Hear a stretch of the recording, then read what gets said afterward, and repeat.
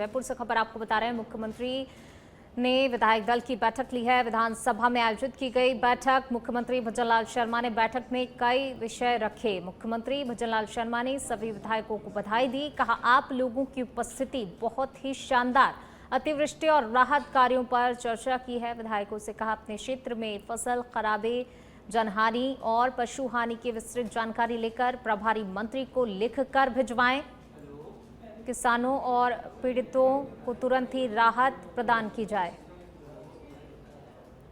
और ज्यादा बातचीत के लिए हमारे पॉलिटिकल एडिटर लाल सिंह जी हमारे साथ जुड़ गए हैं। लाल सिंह जी, मुख्यमंत्री भजनलाल शर्मा ने सभी विधायकों के साथ बैठक भी की और क्या कुछ इस बैठक में रहा?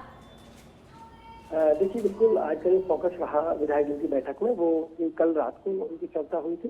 तो कल भी इसी बात को लेकर चर्चा हुई थी, कैसे राहत पहुंचाई जाए, तो एक फीडबैक लिया है। आज भी उन्होंने विधायकों को कहा है कि अपने अपने क्षेत्र में रहिए। आप जब भी विधानसभा समाप्त होगी तो अपने विधानसभा क्षेत्रों में जाइए, वहाँ जो नुकसान उसका पता लगाइए, किसानों के संपर्क में रहिए, जनता के संपर्क में रहिए, तो गिरदावरी ढंग से हो इस पर भी आप फोकस करिए।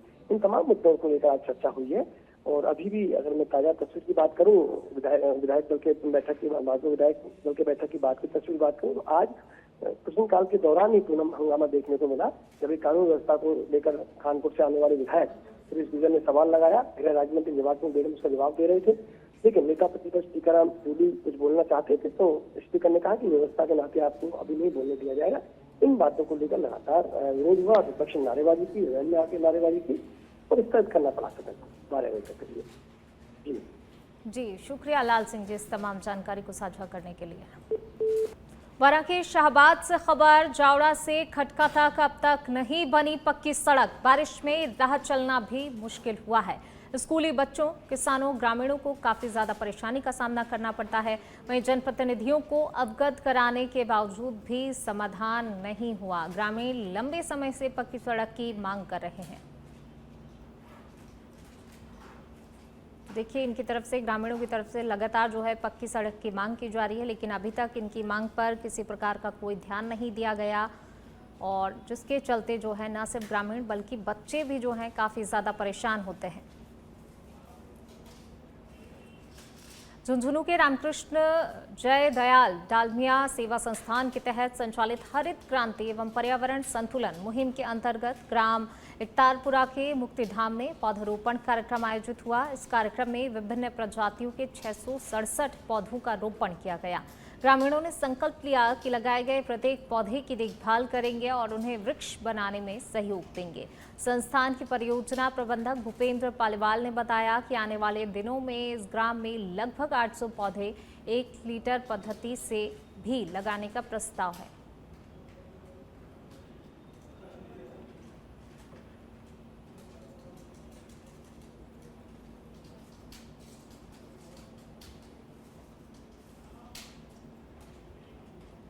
भरतपुर के सबसे व्यस्ततम सारस चौराहा पर फ्लाईओवर निर्माण की मांग को लेकर लोगों ने धरना दिया।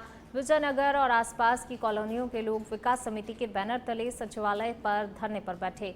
इसके साथ ही प्रदर्शनकारियों ने जिला कलेक्टर को केंद्रीय मंत्री गडकरी के नाम ज्ञापन सौंपते हुए शीघ्र निर्माण शुरू करने की मांग की। प्रदर्शनकारियों ने चेतावनी दी है कि अगर जल्द ही कार्रवाई नहीं हुई तो वे चक्का जाम करेंगे और न्यायालय की शरण लेने को मजबूर होंगे।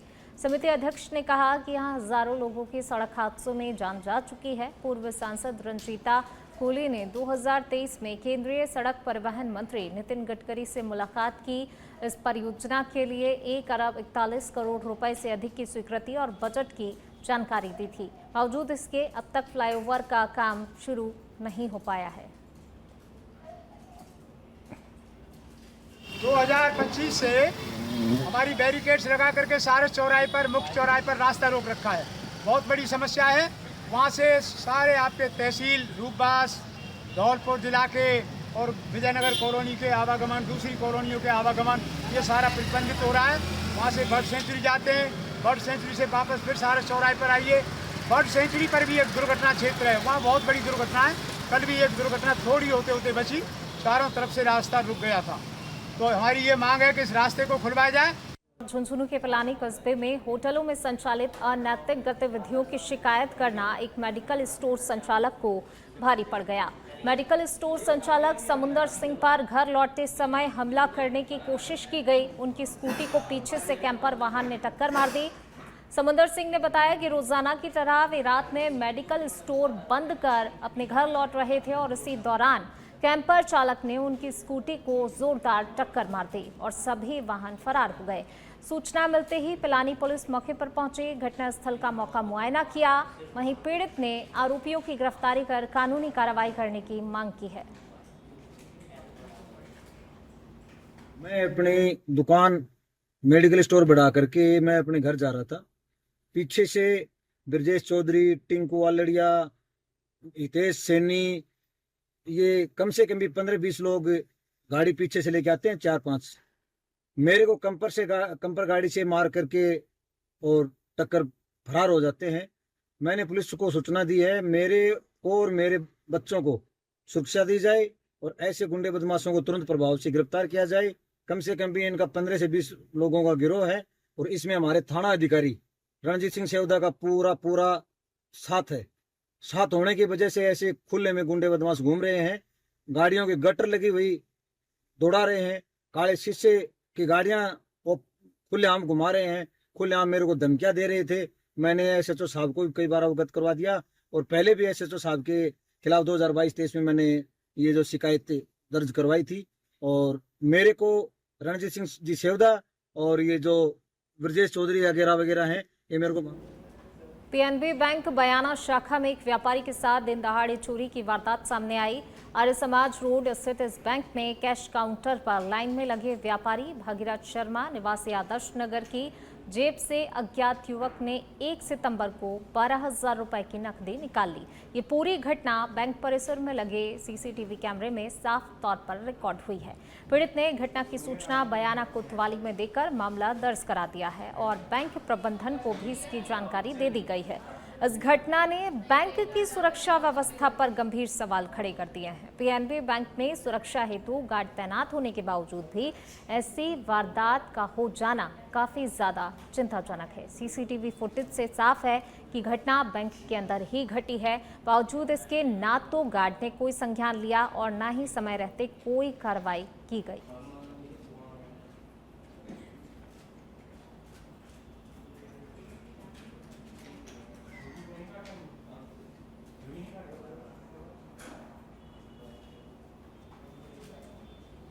पीएनबी बैंक पर पैसे जमा कराने गया था। 1 तारीख को दोपहर 12 बजे की घटना है। जब मेरा नंबर आया तो मैंने पीछे जेब में हाथ डाल कर देखा तो मेरी जेब से 12,000 रुपये गायब मिले। मैंने जब बैंक के कैमरे फुटेज निकलवाए तो उसमें मेरे पीछे एक लड़का लगा हुआ है जो कि थैले में हाथ डालता हुआ और मेरे पैसे निकालते हुए मूवमेंट करते दिखाई दे रहा है। मैंने बैंक मैनेजर और गार्ड से भी बोला था तो उन्होंने कोई ऐसा संतोषपूर्वक जवाब नहीं दिया। उन्होंने कहा कि मैंने अगर गार्ड उस गेट पे बैठा हुआ होता तो मेरे पैसे नहीं निकलते। मैंने 1 सितंबर 2025 को समय 12:15 बजे के करीब भागीरथ व्यापारी बैंक में पैसे जमा कराने गया। बैंक में पैसे जमा करा रहा है और उसके पीछे एक चेक की शर्ट पहने हुए बालक और उसके साथ एक लेडीज है। तो उसने उसकी जेब से 12,000 रुपये निकाल लिए जो कि सीसीटीवी कैमरे में साफ साफ दिखाई दे रहा है। तो इसमें बैंक की जिम्मेदारी बनती है कि जब बैंक के अंदर ऐसा हो रहा है तो गार्ड लगा हुआ है बैंक में, तो ऐसा हादसा कैसे हो गया। इस हादसे का जिम्मेदार गार्ड भी है और बैंक भी है। अगर बैंक में ऐसा होता रहा अंदर तो बाहर क्या स्थिति बनेगी व्यापारी की। बाहर सुरक्षित क्या है जब बैंक के अंदर ही सुरक्षित नहीं है, गार्ड लगा हुआ है। तो ऐसे में बैंक के कोटा के श्रीनाथपुरम इलाके में एक ज्वेलर्स दंपति ने पुलिस पर अनावश्यक परेशान करने और प्रताड़ित करने का गंभीर आरोप लगाया। पीड़ित महिला ने बताया कि एक पुलिस अधिकारी उन्हें बार बार निजी नंबर से मैसेज करता है, अकेले मिलने का दबाव डालता है। ज्वेलर्स दंपति का कहना है कि पुलिस टीम उनकी दुकान पर भी पहुंची और दुकान के बाहर खड़ी स्कूटी को जब्त कर ले गई। इस दौरान पुलिस कर्मियों ने छोटे बच्चों के साथ दुर्व्यवहार किया। स्कूटी को ले जाने की पूरी घटना दुकान में लगे सीसीटीवी कैमरे में कैद हो गई। दंपति ने कहा कि उनके खिलाफ दर्ज मामले की जांच में वे पहले ही पूरा सहयोग कर चुके हैं। इसके बावजूद पुलिसकर्मी बार बार उन्हें परेशान कर रहे हैं, जिससे वे तनाव में हैं। वनखंडी ज्वेलर्स श्रीनाथपुरम भी में मेरा कोई 2024 का मुकदमा महावीर थाने में चल रहा था, जिसकी एवज में पुलिस वाले मुझसे पूछताछ कर रहे थे। उनकी जो भी उन्होंने डॉक्यूमेंट मांगे मैंने सब कुछ जमा करा चुका हूँ। उसके बावजूद भी वो लोग मुझे परेशान बार बार थाने बुला के परेशान करने की कोशिश कर रहे हैं। और आज जब मैं और मेरी वाइफ दुकान पे नहीं थे तो मेरी बेटी बैठी हुई थी 13 साल की, और पीछे से दुकान पे आए, उसके साथ बदतमीजी करी और मेरी जो गाड़ी खड़ी हुई थी उसको लावारिस बता के उस गाड़ी को खड़ा उठा के लेके दुकान के सामने से। ये लगातार पिछले 2 साल से मुझे कंटिन्यू परेशान कर रहे हैं। हम दोनों हस्बैंड वाइफ बहुत डिप्रेशन में है। हमारी वो दोनों मोहल्ले में और जहाँ हम रहते हैं किराए से सब जगह हमारी बेइज्जती कर। मैं 2 साल से मेरा किसी मामले में मुकदमा चल रहा है। किसी लेडीज ने फर्जीवाड़ा करके मेरे साथ धोखाधड़ी करके मेरे से माल लेके मुझे उससे पैसे मांगना है, और उसके साथ मिलके महावीर नगर थाने में रविंद्र यादव एसआई मुझे बार बार परेशान करते हैं और पूछताछ के बहाने बुलाते हैं, जबकि मैं अनुसंधान में पूरा सहयोग कर चुकी हूँ, सारा सपोर्ट कर चुकी हूँ, सब प्रूफ दे चुकी हूँ। इसके बाद भी मुझे बार बार थाने बुलाया जाता है और वहाँ मेरे साथ बदतमीजी करी जाती है। और आज मैं मेरे बच्चों को छोड़ के आई तो मेरे बच्चों के साथ